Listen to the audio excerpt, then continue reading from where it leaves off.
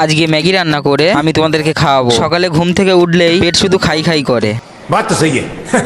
কি খাবো ভেবে পাচ্ছিলাম না, তাই ভাবলাম আজকে একটু বাচ্চা হয়ে যায়। তাই দেরি না করে ভুড়ি ভোজন করার জন্য নিয়ে চলে এলাম। নিশ্চয়ই বুঝতে পারছো এটা কি। একটু আদর করে নিলাম, একটু আদর করে চুমু চামা খেয়ে কড়াতে দিয়ে দিলাম। बड़ा हरामी हो बेटा।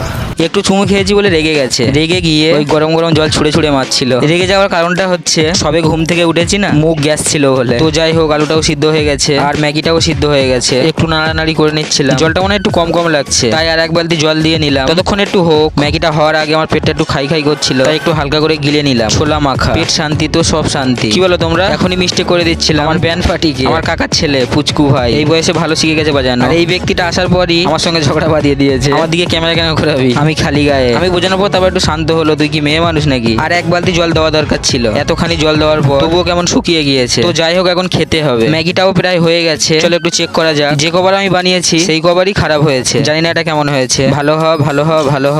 বিচ্ছিরি। তাহলে তোমাদেরকে দেবো না। যেমনই হোক খেতে তো হবে। খারাপ বলতে হলুদের গুঁড়োটা একটু বেশি হয়ে গেছে। আর একটা দুঃখের কথা, ম্যাগির সঙ্গে আমার ব্রেকআপ হয়ে গেছে একটা চুমু খেয়েছিলাম বলে। কদিন একটু স্যাড গান শুনতে হবে, কষ্টটা কাটাতে হবে। তো যাই হোক, এটাই ছিল আজকে ম্যাগির আর আমার লাভ স্টোরি। ভালোবেসে একটা লাইক করে চ্যানেলটাকে সাবস্ক্রাইব করে নাও এরকম ভিডিও দেখার জন্য। দেখা হচ্ছে পরের ভিডিওতে। সাবস্ক্রাইব করতে কিন্তু ভুলো না, না হলে ম্যাগি আরো রেগে যাবে।